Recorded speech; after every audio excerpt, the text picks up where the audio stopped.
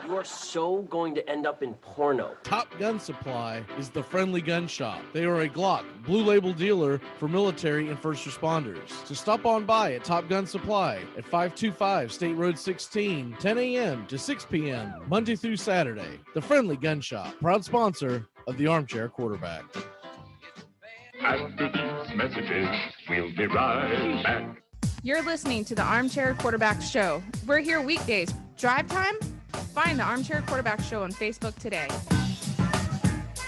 We live in a world now that welcomes and nurtures the screwball in all of us. Hey, it's a new decade, people. Time to get a little nutty. Treat yourself to Screwball Peanut Butter Whiskey, a smooth flavor that combines two of America's favorites, peanut butter and American whiskey. So no more social awkwardness. Time to embrace who you truly are. Get out there and make friends. And be sure it starts with Screwball Peanut Butter Whiskey. It's available nearly everywhere. Learn more at screwballwhiskey.com. Infinium Spirits. Please enjoy responsibly.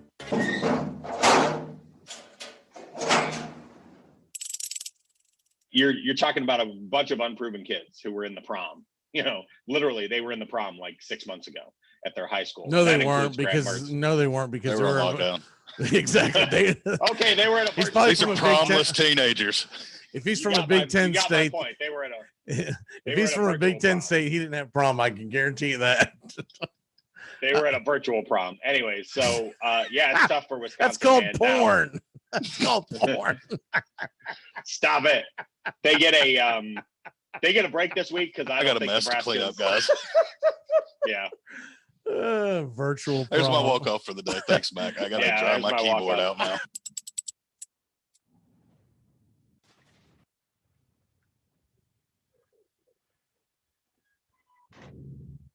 Armchair. 5 seconds left in the game. Do you believe in miracles?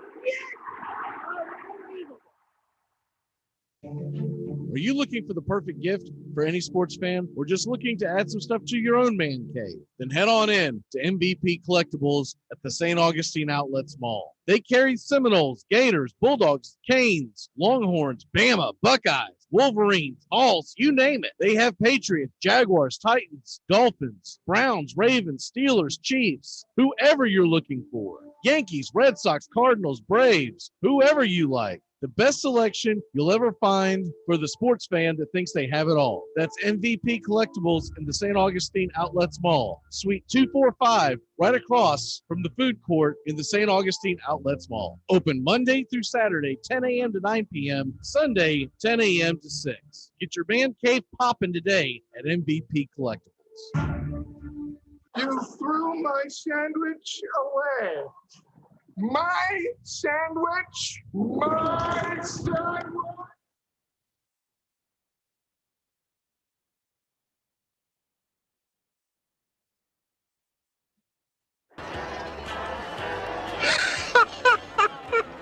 We have been hoodwinked, bamboozled, and flat out deceived. There's something kind of about a kid that's never played baseball. But what the hell, boy? Make sure to listen to the Armchair Quarterbacks. Good enough for us down here in the bayou. Go Tigers and the Armchair Quarterbacks. It's morning. Yes, and what a lovely morning. Allegiance to the flag of the United States of America and to the republic for which it stands, one nation, under God, indivisible, with liberty and justice for all. Warm out today. Warm yesterday. Even warmer today. Met her on my CB, said her name was Mimi, sounded like an angel come to earth. But when I went to meet her, man, you should have seen her, twice as tall as me, 3 times the girl. Oh, my fat baby loves to eat. A big old Buddha belly and her breast swing past her feet. My fat baby loves to eat. My big old fat ass baby loves to eat. Armchair.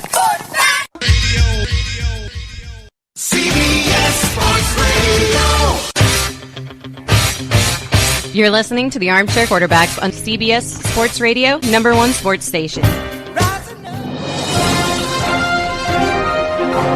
Good morning, and this is your Armchair Quarterbacks Sports Flash.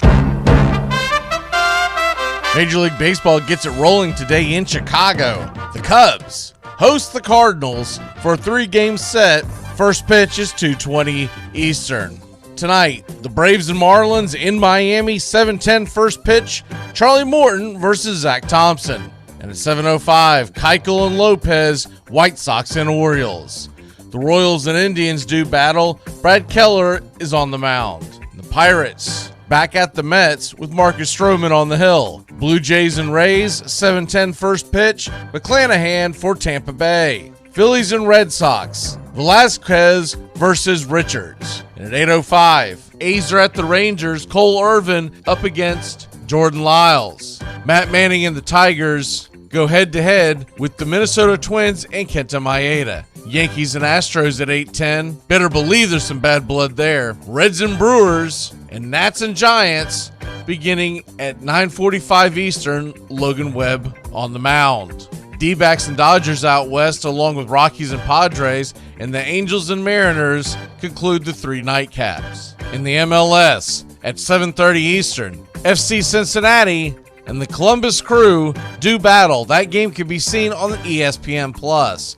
And in the NWSL, the Orlando Pride at 7 Eastern, they travel to Louisville to take on Racing Louisville Football Club. And in the NBA, there are no games on Friday or Saturday as the series shifts to the Midwest and the Milwaukee Bucks. That game will begin at 8 o'clock Eastern Sunday night on ABC. And games of interest over the weekend in Major League Baseball, 4:10 Eastern on Saturday, it's the Braves and Marlins. And at 1:10, the Tampa Bay Rays host the Toronto Blue Jays. Pirates and Mets go at 4:10. Miguel up against Anderson. And the Phillies and Red Sox do the same. Matt Moore versus Martin Perez. The Fox game of the night, Cardinals are at the Cubs with Kim on the mound. And Yankees and Astros, they face off as well as the Reds and Brewers. All 3 of those games are on your local Fox regional coverage. 10:10 Eastern, the free MLB.TV game of the day. The D-backs will try not to get boat raced by the Dodgers. On Sunday afternoon, the Braves and Marlins are back at it again. Ian Anderson versus Lopez. Pirates and Mets do the same as New York heads towards the All-Star break, sitting in first place of the NL East. Blue Jays and Rays at 1:10, and the Phillies and Red Sox, Aaron Nola and Nick Pivetta go head-to-head. Yankees and Astros, 2:10 Eastern, and Reds and Brewers, Castillo versus Woodruff. Cardinals and Cubs finish up at 2:20 Eastern. Nats and Giants, 4:05 with Gausman on the mound and his 1.74 ERA. And all of these series are wrapping up as the Futures game is set to be played at 3:05 Eastern time. That game can be seen on MLB Network, where the young stars of Major League Baseball can first be seen by many of their fans. And that's your Armchair Quarterbacks Sports Flash. Stay tuned for the Armchair Quarterbacks radio show and YouTube Live. Please like, subscribe, and share our show today. The Armchair Quarterbacks, your first choice for sports talk, live from the First Coast.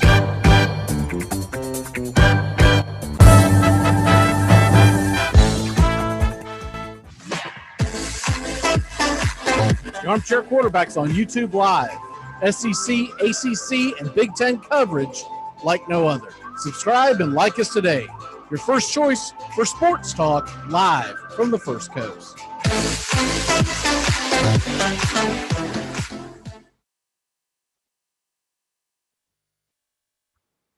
Good morning. It's time to wake up, y'all. You're listening to the Armchair Quarterback Show. We're here weekdays on CBS Radio, YouTube Live, 8 a.m. Eastern, 7 Central, 5 Pacific. The Armchair Quarterback Show, your first choice for Southern sports talk.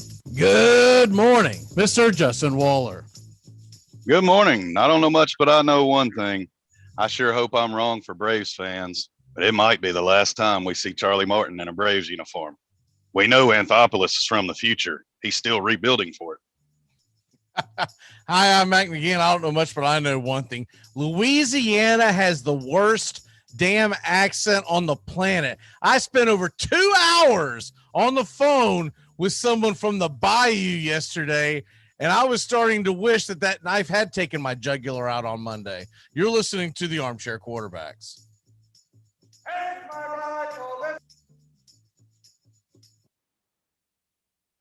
House cat flu is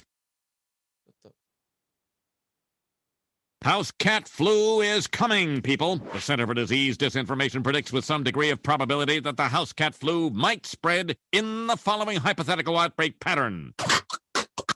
So petter beware, that warm body on your lap just might be ready to destroy your tender fiddles. Springfielders are advised to stay tuned for more information if they experience any of the following symptoms: mild thirst, occasional hunger, tiredness at night.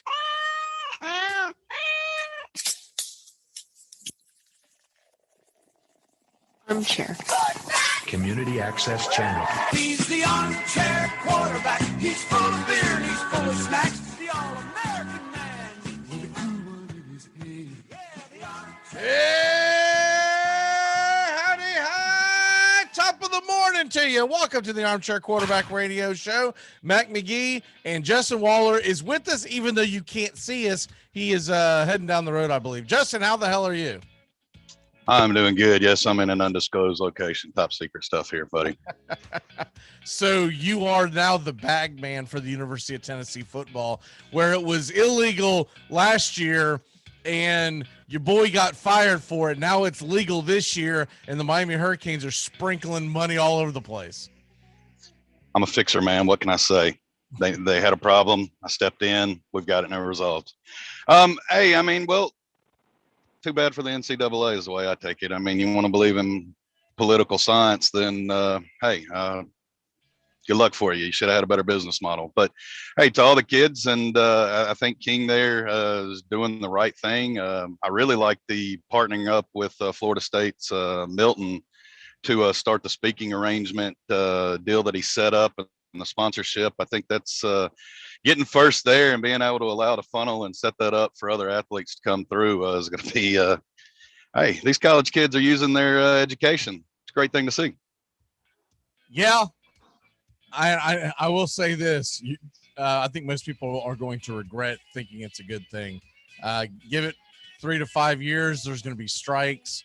There's going to be work stoppages in the world of college sports. But the good news is we'll no longer have to hear that phony crap that people say, oh, I like college football because, you know, they really try. And, you know, they're, you know, because they're out there for the love of the game. At least no one will longer believe that BS. So we'll see what happens. Well, I think it's going to get wild, wild westish. I can see where you're coming from with that. But let me ask you this. Does it not also level the playing field for the big perennial blue bloods of college football? Does it now allow a program that's good at branding that can come in and bring some kids and pull some talent that maybe he says, hey, not only can I play, I can go here, sell more, make more money, and still get to the next level. I think you're going to see a transition, and we're going to see a lot of schools bringing in a lot of talent that maybe weren't national powerhouses before. That's the side of the landscape I'm looking forward to with this, is what does that do to transition some of the power in the big conferences? For the love of God, can the Big Ten West get a big marketing school? Let's come in there and even up that conference. Look, I can kind of see it that way where you're coming from, but I think what's more likely going to happen is the rich are going to get richer. I think Alabama is never going to be outdone. So you have, not only do you have rich alumni, you also have people that are psychotic over Alabama football, right? Who are rich alumni. So they are going to pour their money in. They're not going to get outdone by Florida State doing their thing or Miami or whatnot. I think what it's going to really do, it's going to squash any little hope that you have of building a program. If you're not already considered a top 40, top 50 program, it's a wrap. You're going to really see it in college basketball, because basketball is a sport that you only need one or two good players, right, to contend for the Final Four. So it's gonna and I wonder how much dissension will be when you have a kid, I'm just going to take a random team. We'll just say the North Carolina Tar Heels because we are doing them on football today. So we'll go ahead and, but I'm thinking more of the basketball side of it, okay? And North Carolina Tar Heels, you think that a couple of guys making a lot of money, whatever the number may be, they might alienate the other 10 guys on the team who are getting like small stipends and whatnot, and they're not getting. There's going to be some infighting. There's going to be some jealousy too. It's going to be interesting to see. I can't wait till what is it? I'll give it 5 years before the first quarterback gets his leg broken because the offensive line is mad that they're not getting any of his endorsement money. Oh, and then not to mention the IRS. Just going to have to boost. What about the IRS? The IRS is going to get involved. Booster's going to step in. Wait till the IRS gets Now involved. that's where I think you could see some. Wait till it affects NFL eligibility because you got a big tax lien that you haven't paid. Right. I got or NBA eligibility. I've drafted this guy, but he's been sentenced to 18 months in federal prison for tax evasion. And his younger brother, who's coming up through the ranks at the same college, he's decided to strike the day before the big game, whatever it may be. We'll just say North Carolina versus NC State. He's striking before the big game because the check didn't clear. So there's going to be a mess. And I kind of I think it's kind of funny as we can finally throw away that old false narrative of, oh, these kids really try and play. They really do for the love of the game. These kids are trying to get paid like every other jackass out there. So it'll expose a lot. Not to mention, what is the NCAA going to do, Justin, if a kid starts, let's just say, or his school, what's the school going to do? Let's say, I don't even know who North Carolina's jersey is, but we'll just guess and say it's Nike, okay? What if he... Actually, it looks like it looks like there's a jump man on him. So okay. Yeah, I was gonna say I believe they're Jordan. That makes sense now. What the hell am I talking about? Right. Of course, if anyone's jump man, it's North Carolina. I hope. I mean, it might be Duke, but I hope it's Carolina. No, it looks like I got a picture of Sam Howell on the board, and it looks like that's a jump man. But the point is, Sam Howell runs into the end zone. He pulls up his jersey. He's wearing a Reebok t-shirt. What you got now? There's going to be all kinds of it's going to get interesting. Hell, if nothing else, it gives us something to talk about. So I don't really care when it's all said and done. You're just pulling. Well, it's even going to trickle over into the NFL, Mac. I mean, because when you see some of that craziness here, and then the players are like, "Well, wait a minute now. I can't wear my Beats. I have to wear my. I want to wear Bose, or I want to wear L." Say, whatever it might be, maybe I don't want to use a Microsoft Surface Pro. Where does it end then? And they start incorporating that into its league. Hey, man, buckle up. I think it's going to be fun and entertaining. And I have a feeling we have, we'll have information to talk about. We haven't even peeled back the surface of the fact of the gambling part of it, right? So what if this kid, gets in trouble for gambling or whatnot, and the gambling side of it, he's going to start wanting to get more money from this side and that side because it's an absolute dumpster fire of a mess, and they really didn't think any of this out. So anyways, it'll at least give us something to talk about it, and no longer are the championships going to be important anymore. It's just going to be all about, and you believe what happened Saturday with with this and that. Anyways, let's move on from that. North Carolina football. The Carolina Tar Heels, they are expected to do big things this year, right? You've got Sam Howell kicking. And he is, to me, one of the front runners, if not the front runner for the Heisman Trophy this year. There's very few guys that I would put in front of him. I think right now he's my favorite just because I figure he's going to be on TV a lot with his schedule, and he's got Mac Brown. So, Mac Brown's got the ties to, the old ABC and whatnot that he did. So they're definitely going to get the coverage. And if he can put North Carolina on the map as far as this year with winning football, it's going to be very interesting to see how North Carolina navigates through this season, because they could find themselves in the AFC Championship game. Yeah, it's favorable schedule. They dodge Clemson, and now they open up against Virginia Tech. That's the litmus test, and I think they're front loaded with their conference opponent, so they're going to get into the heart of their schedule right away out of the gate, and their top two wide receivers, top two running backs. But Brown's younger brother, Capital tight end, that I think will step in and fill that role. And you have to think the cupboard's not bare if Mac Brown's got a two-headed monster he's running out there. They're both playing on Sunday now. So I think the torch will be passed, and I'm with you. I expect a high-powered offense out of this, and I think Howell will be in contention for the Heisman. So a lot of your audio is kind of coming in rubber bandies, so let me try to clean up where we're at. At Virginia Tech is how they start the season off, and I find that interesting because you don't normally see schools other than Florida State's dumbass go out and sign up a Virginia Tech on the road to start the season off. Like, I expect this kind of clown stuff out of Florida State. I don't expect them out of other schools that, have their heads on straight. Going to Virginia Tech is going to be huge. And I get it that Virginia Tech's not necessarily a top 10 team this year, but they're probably going to start off somewhere close to the top 25, maybe inside, maybe outside, but somewhere in that argument. In Blacksburg, we know, Justin, is a very difficult place to play. If they can get past that game, they've got some smooth sailing ahead, because they got Georgia State, Virginia, Georgia Tech, and Duke all at home for the next month before they play Florida State and Miami, both at home. They have 6 consecutive games at home, although I think the Georgia Tech game's on a neutral location.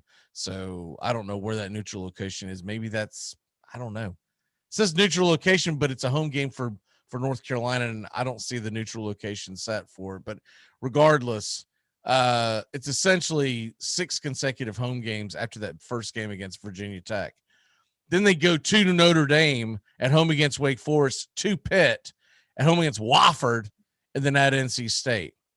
So unless this is written out incorrectly, they've only got 4 road games, and they have no road games from September 11th to October 9th.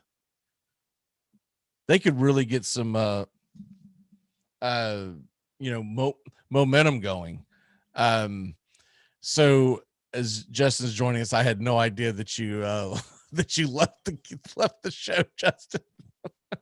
Are you with us? Go Heels. Basically, the short of what I said was they start off at Virginia Tech, and then they've got 6 games at home before they go to Notre Dame October 30th. So if they can get past that first game against Virginia Tech, which is a difficult place to win, they can get some momentum. Now, I get it. They've got Miami, Florida State. We don't know what the heck to expect from them, but the rest of the games are very winnable. Georgia State, Virginia, who obviously lost a lot of players off a team that kind of underperformed last year anyways. And then Georgia Tech and Duke.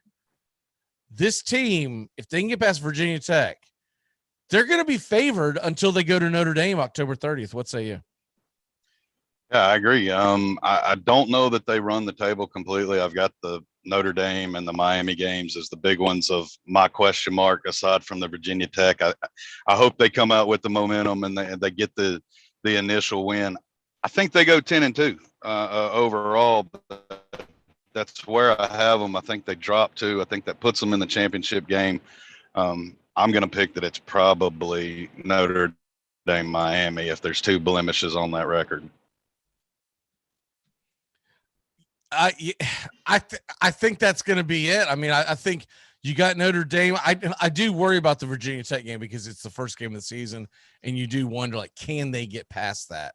Because I'll be pulling for Carolina to win that, because I want to see what they can do past that. I'm not expecting big things for Virginia Tech. So I'm looking more of like the big picture. I'm not necessarily a North Carolina fan over a Virginia Tech fan, but if Virginia Tech upsets North Carolina, then that kind of that could tailspin a team. I want to see them get past that first game and then see what they can do when they get to Florida State, when they get to Miami, go to Notre Dame. Right now, obviously we'll be doing our picks at the end of the year. I mean, at the end of the summer. Maybe we should do them at the end of the year. But right now I kind of have to have North Carolina as my favorite to win the Coastal Division, because the one team I think is going to threaten them is Miami. That game's in Carolina. I agree wholeheartedly. I think that's the game for it. I think Carolina gets it off, but Miami's momentum and on the road, I just kind of see that as a letdown game for some reason. I feel Miami is going to be very, very competitive, and we're going to have some fresh blood challenging for the ACC championship this year. I know Clemson's going to rebuild, and we'll get into them later, but I think this is a year they could be vulnerable. Yeah, I was talking about this on the early show. I found it ironic that Derek King became a sponsor for something called College Hunks, because then they had him on the news yesterday talking about it, interviewing him. So you get a close up. First time I'd really seen him. He looks like he got hit by a frying pan. I was like, this is a hunk. It's College Hunks hauling junk. Yeah, exactly. Which makes it even dirtier. Yeah. I don't know if I want you hauling my. So if that's the first one, where's the next? What's the next sponsorship? I'm curious to see where these go and what institutions start having issues with certain sponsors, especially when you get to some of the higher academic schools that don't have as much leniency as some of the other schools. How do they handle this situation and stay competitive? So be fun to watch. We won't really have time to get into it today, so maybe we'll put a pin in it for next week. But I wanted to ask you, the Braves right now, I mean, they're a couple games under 500. They're kind of mulling around there. I kind of figured that by the time that you hit the All-Star break at the end of this weekend, it's going to be probably 5-ish games out of first place. Are you in buy mode or sell mode?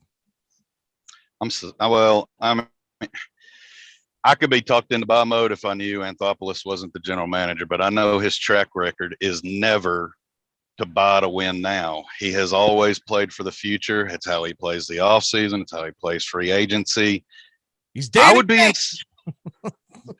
be in sell mode because I think there will be a high market for Charlie Morton, and I think you could offload him and get some value.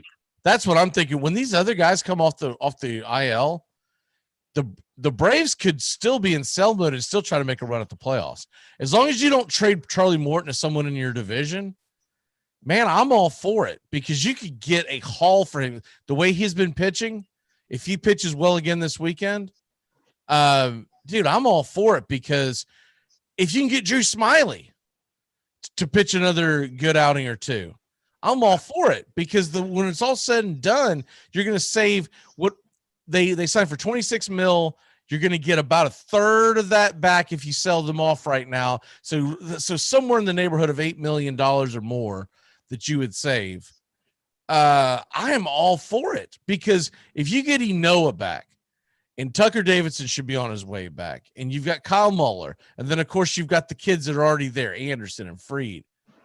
Dude, I mean, that's a good enough pitching staff to make a threat at the Mets and still trade off. I would trade off Will Smith. Let Luke Jackson close. Who gives a crap now, right? And let's face the elephant in the room. You need a buy. You can find one, and you can bring one in for a good cost. I mean, yes, technically that's a buy, but I think that's just a plus gain in a sell market if you unload Charlie Morton. Get me a bat that can also play for us next year, okay? In other words, give me someone with some control. I've got some guys listed, and we'll get into them next week. I think we could trade Charlie Morton out to the Dodgers and get a bat back. Well, one of the guys that I believe he still has 1 year left on his contract, it might even be 2, is Joey Gallo from the from Texas. If you could bring him in and you could save the money from the pitchers, put the young pitchers out there, have Joey Gallo go out there and play left field. That makes you pretty, and then you can platoon the hell out of center field between Almonte and Heredia. And look, I could even be talked about into trading there because you're stuck with NCRT. Nobody wants him. But I could see trading off one of those guys because they would be a good piece to come off the bench for a team that's a contender. Because this Braves team is not going to win the World Series, and when it's all said and done, that's my goal. I don't give a crap about a division championship if we're going to get bounced in the first round or the first game because we don't even have true rounds yet. I say, and figure out what the hell you're doing with Kyle Wright this offseason. What's your walk-off for the day? Man, hockey's over, buddy. It's probably going to be fantasy football, mock draft 1, 2, and 3 this weekend. Yeah. Can't believe it's that time again. Yeah, it is. We'll probably start getting into that really soon. We are going to do a little fantasy football on tomorrow morning show, the analytical show. It's here. And have you figured out if you're in or out for the live in-person old school draft? I mean, I'm in, other than, something curveball coming from work last minute that unexpected. But yes, I should be able to make it work. Ooh, I don't like hearing that curveball thing, dude. After we're talking about the Braves, our guys are always caught looking. Just ring that damn back. Stop a butt. I don't give a damn. Freddie Freeman, do something. Can we get him signed during this break?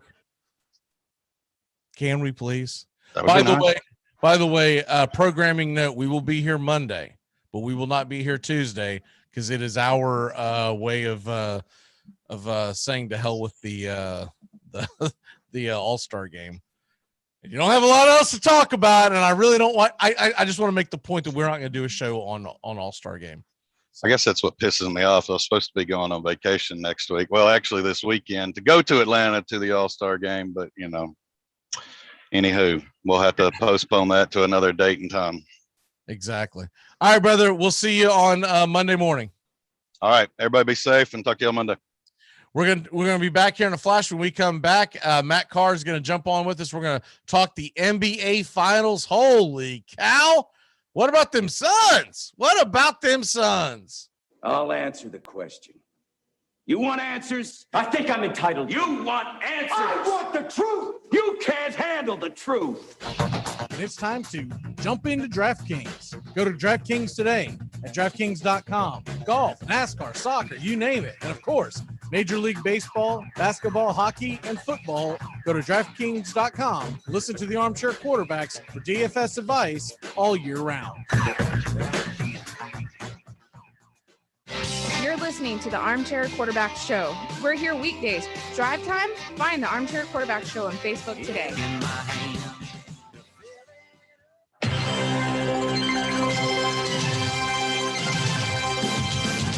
Armchair Quarterback Radio Show. We cover the whole SEC all season long. First and goal. Franks. Jump pass. Hello, Tebow. From going deep. High arcing shot. It is hard in. Terry Godwin. And he stays up. Godwin dances into the end zone. 75 yards. Tagovailoa flushed out of the pocket. He'll run with it. He's got the first down and more.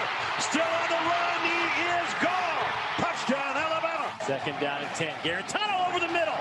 Ty Chandler. It's a race to the end zone. And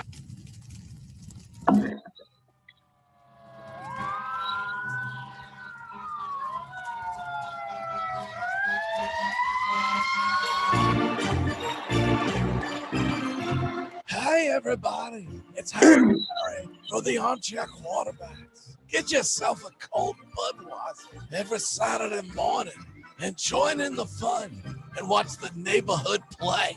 10 a.m. Eastern, 9 a.m. Central. They talk about my Cubbies. It's Joey Ariola, Christian Pledge. He's a White Sox fan, but we'll give him a pass. Hey, why do they call it White Sox? Their jerseys always look very dirty to me. Sounds like something that could be cancel culture to me. Let's look into that, Cubbies fans. It's the Neighborhood Play, only on the YouTube channel, Armchair Quarterback Show. Harry Carrot, signing off. Seeing double, because I'm ordering triples. Go Cubbies and the Armchair Quarterbacks. Score was tied, the bases full, the crowd began to cheer. Payoff pitch, Saturday mornings, 10 a.m. Eastern, here on the Armchair Quarterback Show's YouTube channel. We go live talking fantasy baseball, DFS, all through the world of analytics. Sean O'Toole, Stephen Troche. It's the payoff pitch every Saturday, 10 a.m. Eastern, talking fantasy baseball.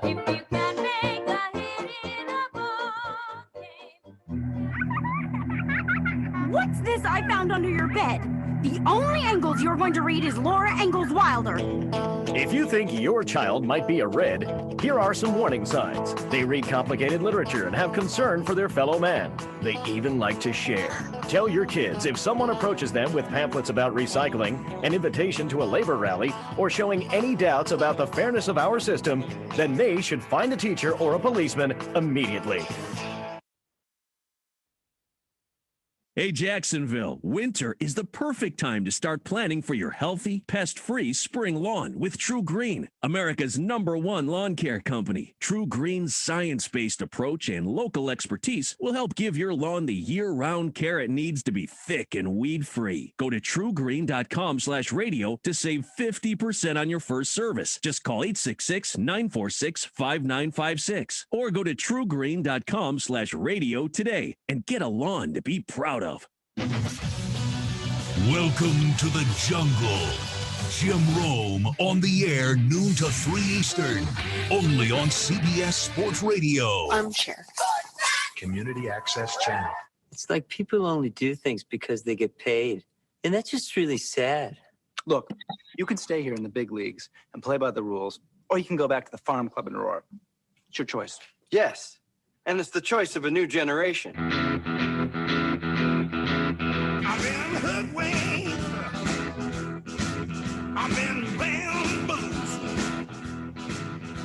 By the Suns.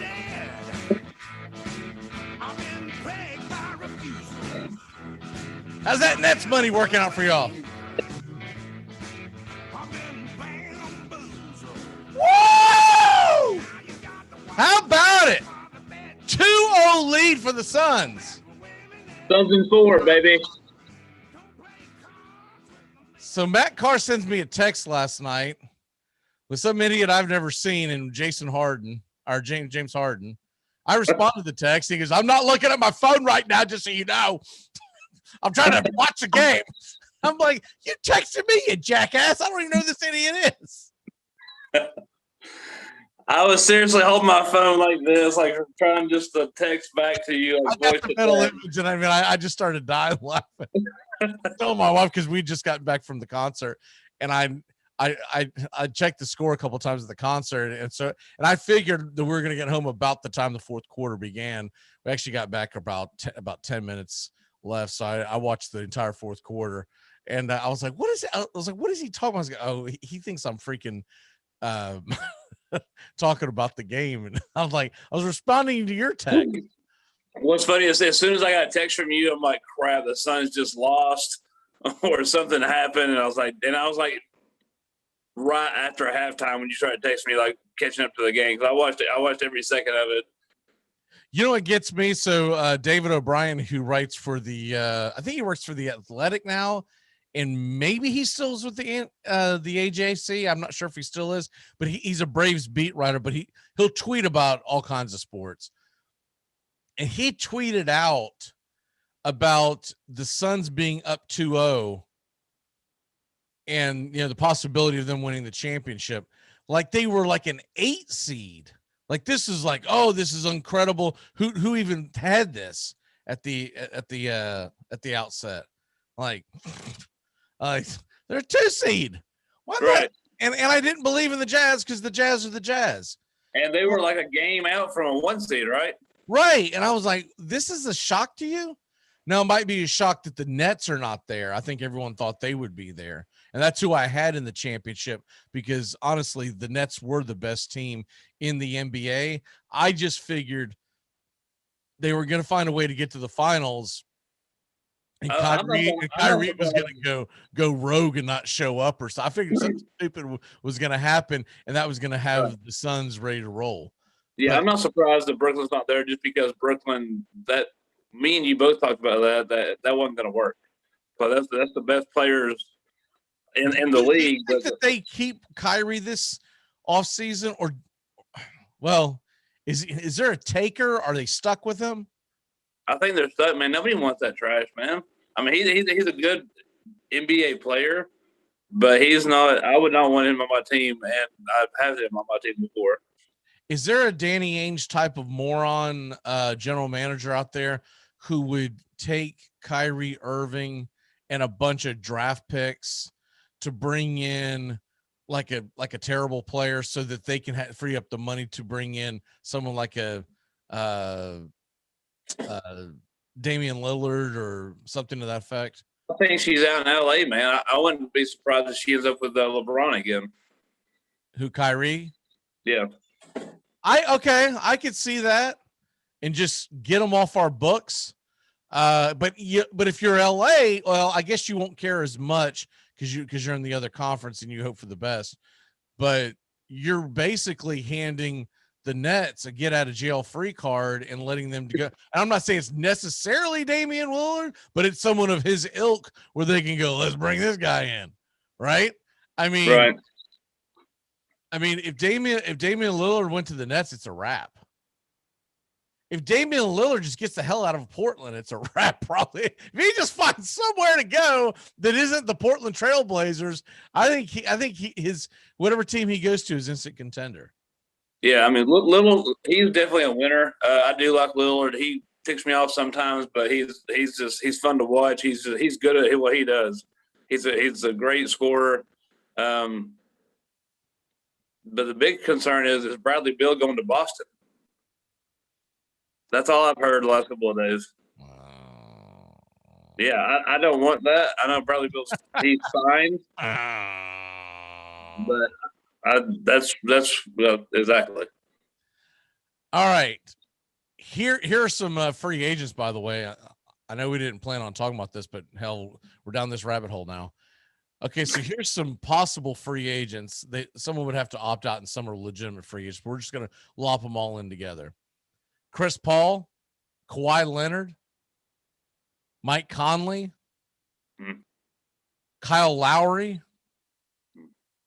Lowry would not be in Toronto next year. He'll be somewhere, but he won't be in Toronto. DeRozan, Otto Porter,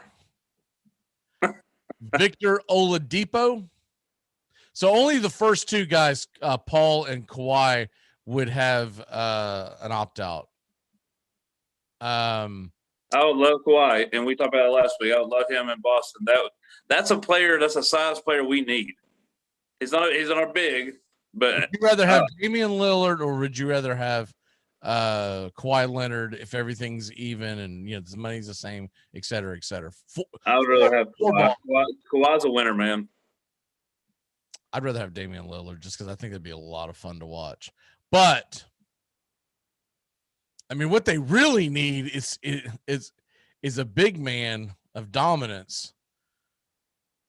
I know we got our boy back, but he's like 60. It's like I don't know how great of a get that really is. Here's a couple other guys of interest. Tim Hardaway Jr. These are the lower end guys. Danny Green. Iguodala, is he still a thing? James Johnson, JJ Redick. No, I'm tired of bringing. That's all we bring in. We don't bring in big names. We bring in third tier people. Justice Winslow. No. Ooh, Kelly Olynyk. We can bring him. Hey, actually, you know what? I would take him. I would take him back. We can bring that guy back. Put the band back together. Let's go. I would take him back, man. He's good people. Read between those lines. Lonzo Ball. That's been rumored for the last year and a half. So I don't know if that's a good move for Boston, though. You can't have all these guys that want to touch the ball. You got to have some guys that goes, okay, we'll go. You got to go get a damn Dennis Rodman or someone. Someone goes, I don't even want the ball. Lonzo don't want the ball, but he's we need a big. We need a power. We need about 6'10" star. The problem is there's not really a big that's an actual that's a needle mover. That's a free agent that I'm looking at. You got James Johnson, power forward, and outside of that, Paul Millsap. He's man. Yeah, these are all Danny Ainge moves you're speaking of. Trey Lyles. Exactly. Mike Scott. You can bring Mike Scott in. Didn't that guy pitch for the Astros? Who the hell's Mike Scott? Didn't he run the paper company? Michael. Yeah, okay. Michael J. Scott. There are no bigs of like big name that I'm seeing on this unless there's like something that's missing on here. But there are no bigs. I mean, I've wanted Drummond for the last 7 years. Is he still in LA? Is he gonna stay there? Yeah, he's not listed, but I would think he's probably a free agent. Dwight Howard. I used to like him so much, man. But I've been a Drummond fan my entire life. I've wanted him in Boston every year that they mentioned him going somewhere. If you're looking for a center, Cody Zeller, Serge Ibaka, who's 32 now, so he'll be 33 next year. He's came off back surgery. I'm okay with that. The wrong Lopez, Robin Lopez, he's 33. The wrong. Oh, your boy Daniel Theus, bring him back, baby. Let's go. Yeah, bring him back. Nerlens Noel, although I don't think the Knicks are going to let him go. JaVale McGee, this is 33. Dude, that's a misprint. He's 53. I know he is. JaVale McGee's been around forever. He was 53. He was 53 3 years ago. Willie Cauley-Stein. Man, there is nothing out there. I honestly think Stein, if he was in the right team, I think he would be something, honestly.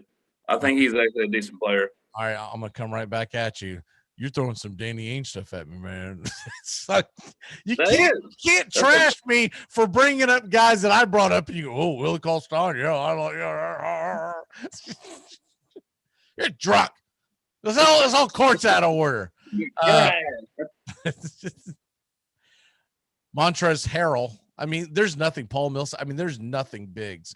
Probably because teams know that if you got a big, you need to lock them up. Yeah. Carmelo Anthony somehow is being listed as a free agent. Udonis Haslem. He's getting paid $2.4 million a year to sit on the bench down there, man. Good for him. He's 41 years old. Yeah. Good for him, man. Good for you. All right. Well, we'll move on from that. Good for you.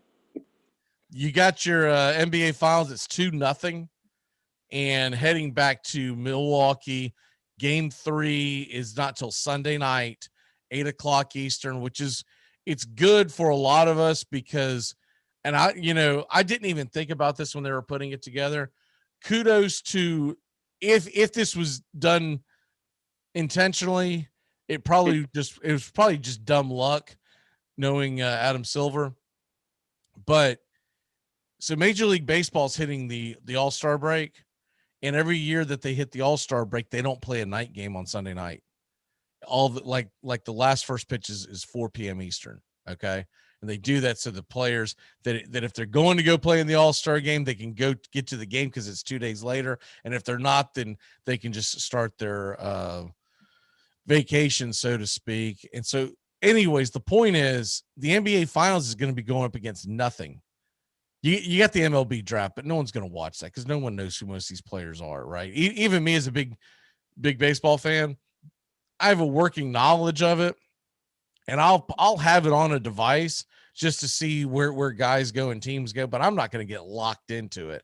You know, we're not doing any mock drafts later on today for the MLB. I'll take out a lighter. Okay, I'm done. All right, that's it. That's all I want.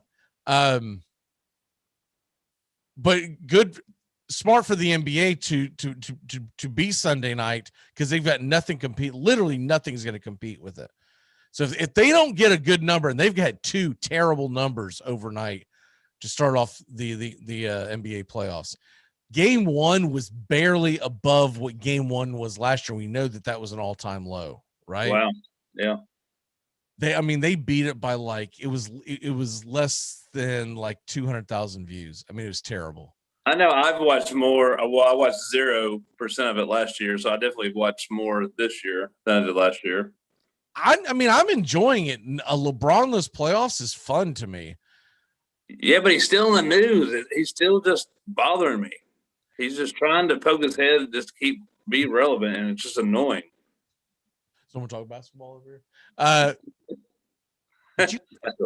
Would you and Udonis Haslam get out there on the senior PGA tour and leave us alone? But what's interesting to me about it is people still aren't coming back, and it's if LeBron James and the Lakers were in the finals right now, you would be able to compare the numbers. It's hard to compare the numbers because you went from Los Angeles and Miami to Phoenix and Milwaukee. Those are not 2 high areas of population, right? So right. It's really hard to compare the 2.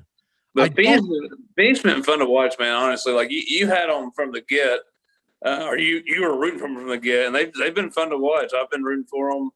And I stacked my DraftKings accordingly to them, actually. So, yeah, with all that being said, yeah, I had Nets versus Suns, but regardless, if the Suns would have gotten knocked out, I still would have been watching.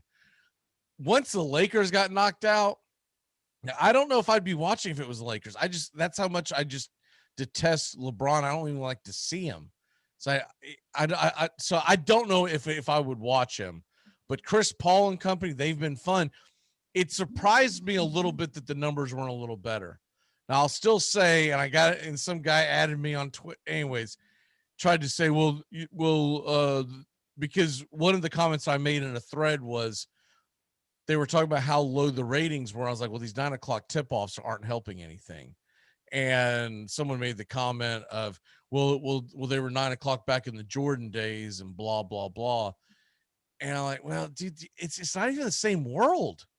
When Jordan was tipping off at 9 p.m. Eastern, and I don't think it was 9 p.m. Eastern when I was growing up. I'm pretty sure it was 8 Eastern, but it's not important to the story. When Jordan was, if it was a West Coast team, like a West Coast team, then a lot of times it was later. But when he was tipping off and he was playing, dude, he didn't have Netflix to go up against. He didn't have Hulu. He didn't have any of this stuff, Apple, Disney. So if you wait around till 9 o'clock is my point. If you wait around till 9 o'clock Eastern to put your NBA finals on, your average family has already got locked into a movie. And they're like, I'm not waiting around till 9 o'clock to watch this. Yeah, it's too late. Yeah. If it was a solid plan, the Super Bowl would be at 9 o'clock Eastern. It's a terrible plan. The Super Bowl plays at what, 6:30 most years? All right. I mean, that's why I recorded it last night because I wanted to watch it in full. But I mean, I have stuff to do. You know, when I got off work, I got stuff to do and not just hang out and just wait around until 9 o'clock or what? 8:20 last night. It's ridiculous. It's not even just the fact that you and your wife might get locked into a movie. It's like, what? I gotta stay up later now to watch this. It's just it's not worth it. And the other thing is that a lot of these people don't understand, who will try to compare it because they're old and they don't understand this. So many kids nowadays get their content with the recaps the next morning. They don't even have to watch the game to know what the hell is going on. You didn't have that 20 years ago, so you had to watch. If you did not watch the NBA Finals live, you did not know what the hell happened. You might see it on Sports Center, get a sense of it, but you really couldn't control anything. So it's a terrible plan, and it continues to be dumbfounding. Because if it was such a good idea, why the hell did they bring it up a year and a half ago, Matt, that they were going to starting these games earlier? And then they abandoned that because of the pandemic, which made no sense. Right. Because when they're going to drop it down like 30 minutes or something like that. They were talking about during the regular season going 7:30 and 10, and then a lot of nights they were talking about doing the 10 o'clock game at 9 o'clock and finding a way to stagger that. Yeah. Because they wanted to make sure that people on the East Coast were catching the majority of the game. And so, and like the regular season is a totally different argument, but the regular season, I'm not staying up till 1 o'clock in the morning to watch a regular season basketball game. There's just no damn reason for it. But as far as the finals go, they were talking about starting it at 8 or 8:30 Eastern. And I say start the coverage at 8 o'clock Eastern and get the game tipped off before 8:30, 8:15, 8:20, something like that. Because that's what they do on Monday Night Football. If that was such a solid plan, Monday Night Football used to kick off at 9 p.m. Eastern. Did for ever. And finally, ESPN was like, no one's staying up and watching this. Well, because I'm not going to stay up till freaking midnight watching a ball game when I have to be at work the next day. So they moved it back. And you'll notice now, Monday Night Football, I think it's now at a solid 8:15 Eastern. I think it was 8:20 and they played around. I think it's now at 8:15. But, what the hell are we doing? If the NFL doesn't kick off that late, why are we kicking off that late? It doesn't make any sense. But anyways, the point is the numbers are terrible. And that don't surprise. It's sort of surprising, but I mean, it's two small markets, man. But it's just so much better than. I mean, like to me, it's refreshing. Right. And is Forbes watching? Not 100% sure. I don't believe so. He's still, man, he's gone off the reservation, dude. Just be honest with you. Every time I talk to him about sports, he's like, oh yeah, I saw the highlights, I read up on it, but he refuses to watch it. And I still get it. Like, I mean, I still get it. You're gonna read about it, dude, and if you're gonna read about it, you're gonna watch the highlights. Why the hell wouldn't you watch the game? Because at that point, you're not boycotting anything, guy. Right. You're just finding a weird way to keep up with it. Right. You're finding the least that is by far the least enjoyable way to keep up with sports. I'm going to read Twitter feeds. I'm going to watch quick clips, but I won't sit there and watch a game and actually enjoy the sport. I told him a long time ago, as I do all the stuff that they did last year with the virtual thing, I said, they're not going to force me out of what I love, which is watching ball games. This is right. This is why I ended up where I'm at today, because I love watching ball games, and that's what it comes down to. And I love watching the actual game itself. I don't like reading up on it, finding out something that did or did. That's why I always say, you have to watch the game. Well, I have to watch the game, because if I eliminated that and I just said, well, I'm just going to read up on it, I would lose interest so quick. Because if you don't see the showdown when Chris Paul makes a big shot, if you don't see, a guy hitting a home run in the big spot of a game, you lose the drama of it. But yet he was watching football, which I didn't understand any of that. I'm like, so you'll dig in on everything else, but he watches the Jags play. And don't tell me there wasn't virtue signaling going on in the NFL last year. For Christ's sake, they put their names on the back of their helmet. NFL did it right, though, last year. We talked about that last year. Out of everybody last year, and baseball was probably right there at it, but baseball and NFL did it. And unless it was just the NBA did it so bad last year that made the NFL and MLB look good, I think the NFL did it the best. I'd say baseball greater than football, because baseball didn't do anything. Baseball didn't put any stuff on their helmets. They didn't do any of that stuff. They didn't do all the just nauseating stuff that they did with all their commercials that they did. Like, if you actually watched NFL football last year, you got just bombarded with their nauseating virtue signaling commercials. I mean, it was bad. Right. I didn't see any of that with baseball, other than opening day where they held the rope. I don't know what the hell that was. Hold the rope. Okay. But outside of that, I mean, they all did something on opening day. Hell, they held the rope in the NFL, sang the alternate national anthem. Yeah, I forgot about that. Okay, if you say so. Way to unite the country, guys. Way to bring everyone together. USA. By the way, Brad Paisley concert last night, phenomenal. Have you seen him live? I think he was an opener for somebody a while back at Titan Stadium or Nice, whatever it's called, but I can't remember for sure. I think he might have opened up for the Stones a couple of years ago. There's no way he opened. I'll send you some literature. Yeah, he did.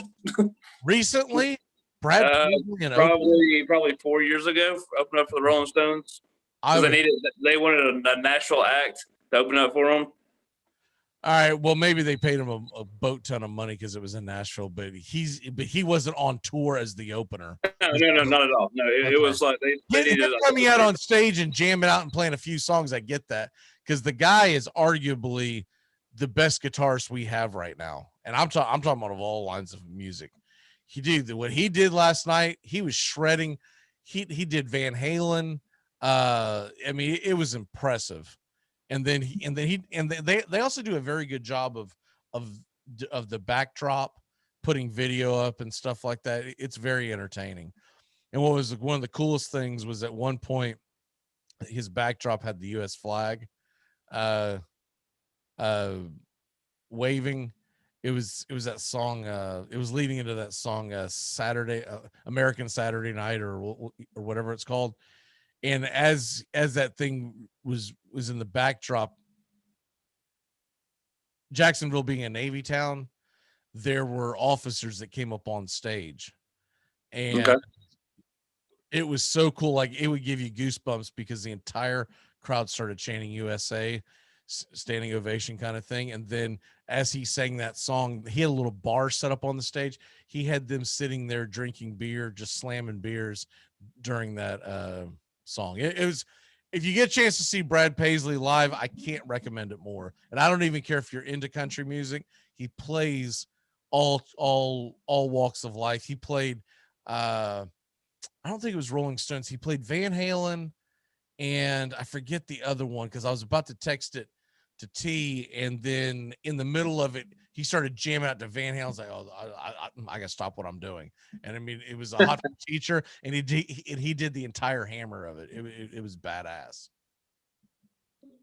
You have a very Ron Swanson look today.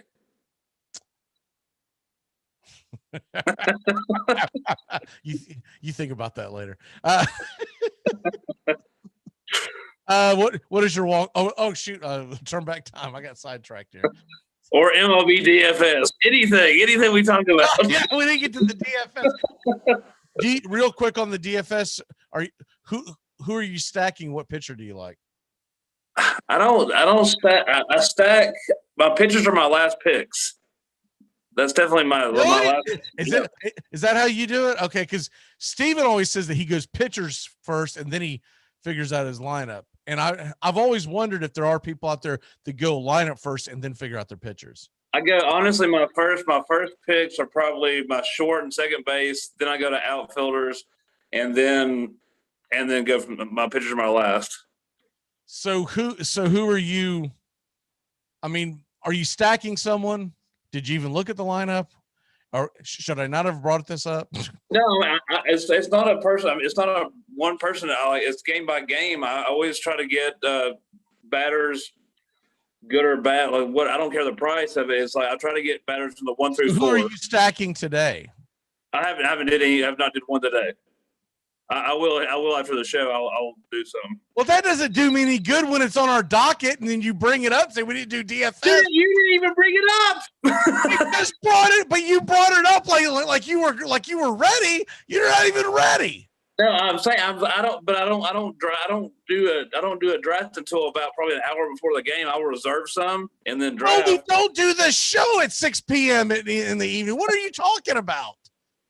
The hell kind of nonsense is this?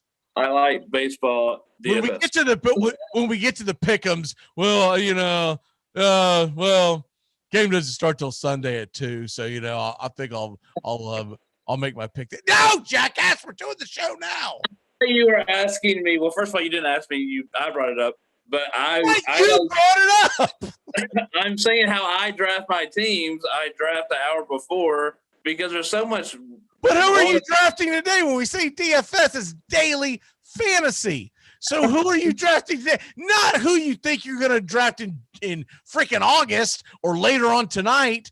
It's who are you drafting today? I will talk to you next Friday about this.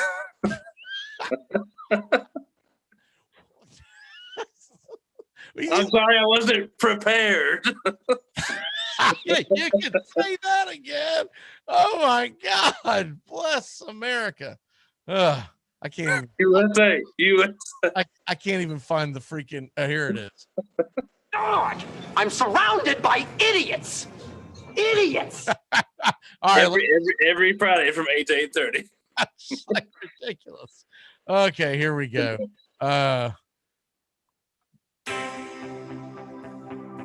By the way, if you are looking for someone, Zach Thompson is a good pick. Strikeout guy going up against the Braves, and the Braves has just been crap the last several weeks. So 6,900. That would be a good. And don't fall for this Tristan McKenzie crap. He's coming back up, and this guy's getting lit up left and right. And for some reason, he's 9,400. Have you lost your damn mind? Alex Cobb's 9,800. Really? Comparatively, Charlie Morton's a steal at 9,600. All right, turn back time. Here we go. Where are we at? Tom Seaver, his near perfect game, immortalized as the imperfect game, is broken up when Cubs rookie outfielder Jim Qualls, a lifetime 223 hitter, singles to center field. The 24-year-old right-hander who tossed 5 one-hitters for the Mets will finally get his no-no in 1978. Very, very underrated player in the history of it all.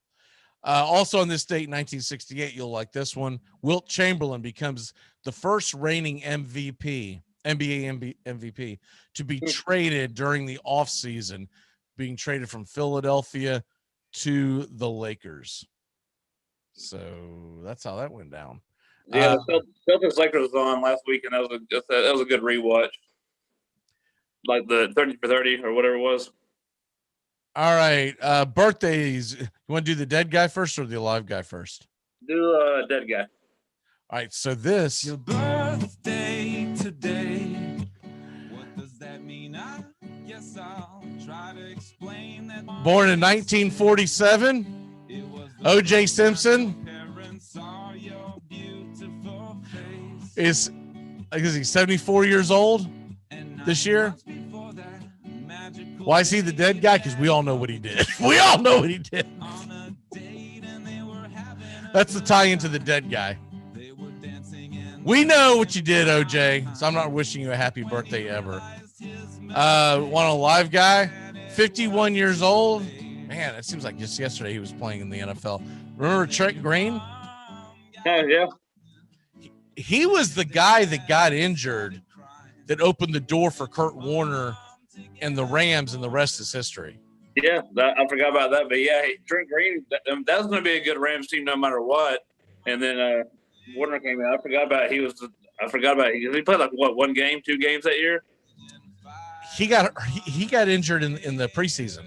It was either the last preseason game or the second, and everyone was like, "Oh crap!" Because I remember there were fantasy drafts that we were doing at the time, and the drafts were going on that the news broke that he had torn his ACL, and everyone had drafted him high, and no one thought of like, well, maybe we should get Kurt Warner because he was a nobody. He was coming from the Iowa Barnstormers, and if I were to say to you, 48-year-old quarterback from Fayetteville, Tennessee, played for the Colts and the Cleveland Browns, who would be your guy?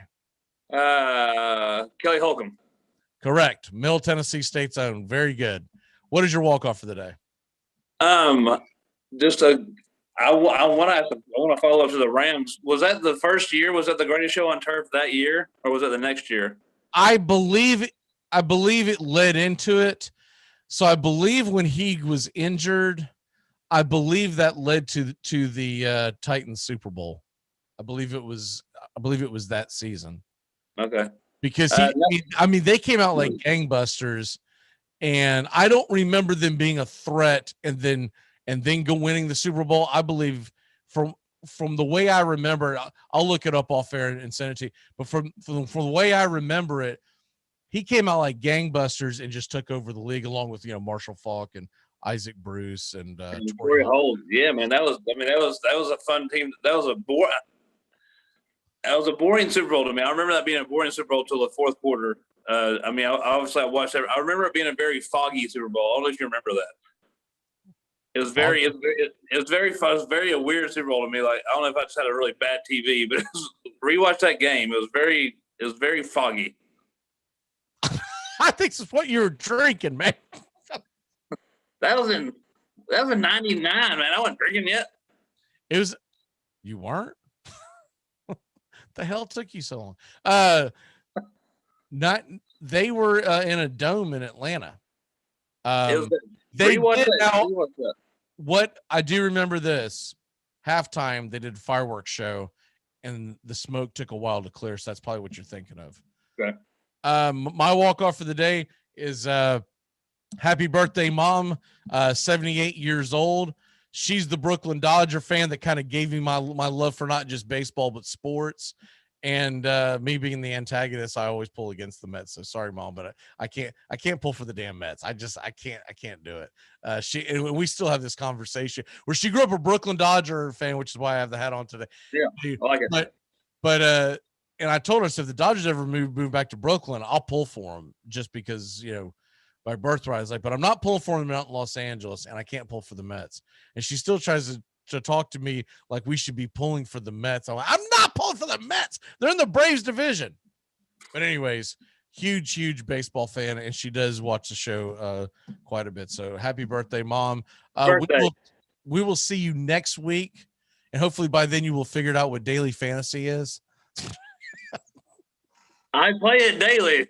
I don't stack early. A stack okay. Break it down for you real quick. A stack means you're stacking a lineup, means that you're grabbing a bunch of guys going up against a pitcher. So in other words, if there's a pitcher that you think sucks that's going up against the Cleveland Indians, you say, hey, I'm stacking the Cleveland Indians today. I've gotten burnt so many times by doing a draft early because there's so much. I'm not saying you got to put your money in, but I'm saying we got to talk about it now because it's just like when we talk about fantasy football. Well, let's not talk about it until, after kickoff. That's fair. All right. I got it. That's on me. I am sending Casey Camp to your house tonight. No, not again. Don't you do that on me. Don't you put that evil on me. Goodbye, sweetheart. Well, it's time to go. We're back tomorrow with another show. Well, unless we're fired, we'll talk to you then. Goodbye, sweetheart. Goodbye. Guys and gals, it's time to go. We'll see you on the next show. Same bat time, same bat channel. Thanks for listening to the Armchair Quarterbacks on these CBS Sports affiliates and catching the show on YouTube Live. We're here weekdays. Find Armchair Quarterbacks on YouTube Live today. Please subscribe and share and take us everywhere you go. The Armchair Quarterbacks, your first choice for Southern sports talk, live from the First Coast. Gonna get another cigarette.